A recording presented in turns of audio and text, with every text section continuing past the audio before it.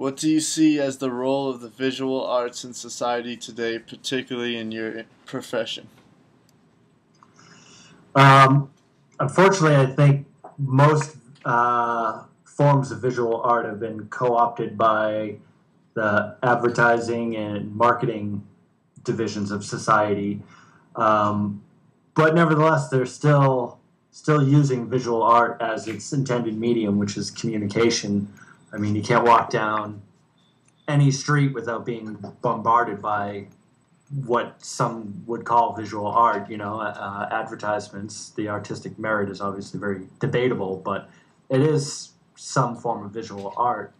I think in music and recording, even though it's obviously an audio field, I think it's related with visual art a lot because you're dealing with artists, and when people listen to music, they still they envision something. So whether the artist is using visual art, with creative artwork, and they're creating some kind of visual landscape that kind of sets a visual mood, or whether they're just simply doing, press photos of the band.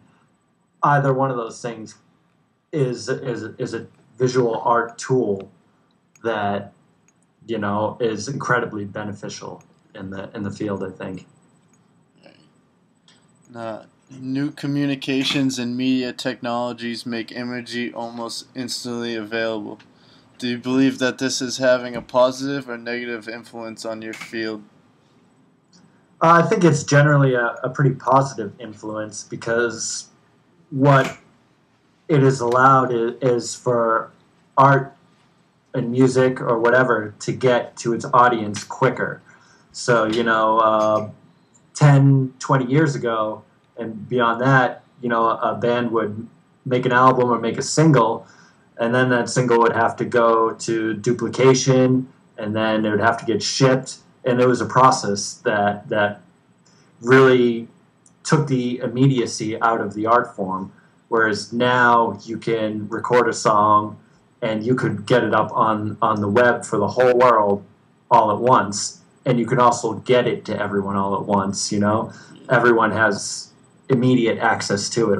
As long as you have an internet connection, you can get that right away. So, bands like Nine Inch Nails right now just released a single a few weeks ago. No one knew it was coming, and you couldn't have that kind of element of surprise in the past. So I think it's really allowed people to get their art to their audience quicker, Yeah. and more directly, which is another great thing. You can cut out a lot of the middlemen. Right. What popular images do you see that are frequently repeated throughout your industry? When I envision, recording or production, you just picture that person hovering over that spaceship-sized motherboard of a mixing console. So that's what I picture, which is strange because it's not really accurate these days. Now it's more likely someone in their bedroom, hunched over their computer, and just working away that way.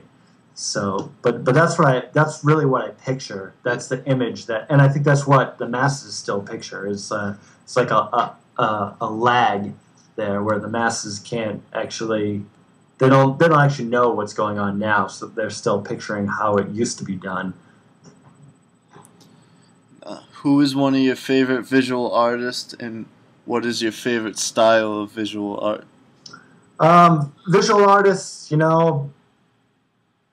that's such a huge question, but I'm going to go with the obvious people like Dali and Van Gogh, Hieronymus Bosch. I'm a big fan of him.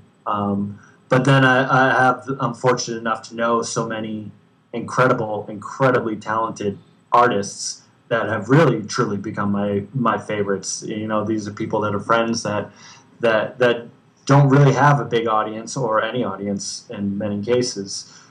As far as my favorite style, I'm a big fan of surrealism because it takes the world that we all know and kind of twists it and presents an alternate reality.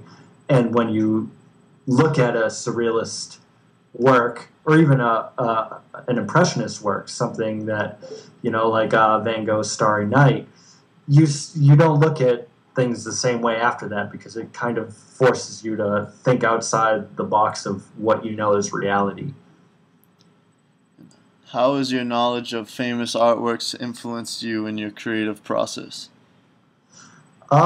It's really a big influence. I mean, for one thing, with especially with musicians and production, I'm just a huge sucker for documentary films. Behind the scenes of making the album and stuff like that, and that's really really cool because you get to know what led to that piece of art, how that piece of art was made, and you can learn so much from it.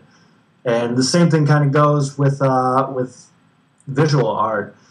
I had the opportunity to watch a friend paint a mural, an 8 foot by 8 foot mural, and just being able to watch that step by step from a blank canvas to the finished thing taught me so much about how visual art is made, or how it can be made.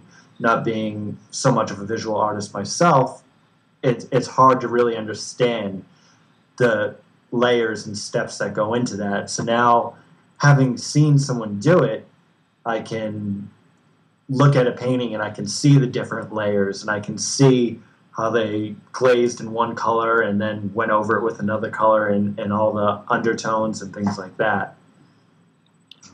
Awesome. Can I get a hell yeah for art history?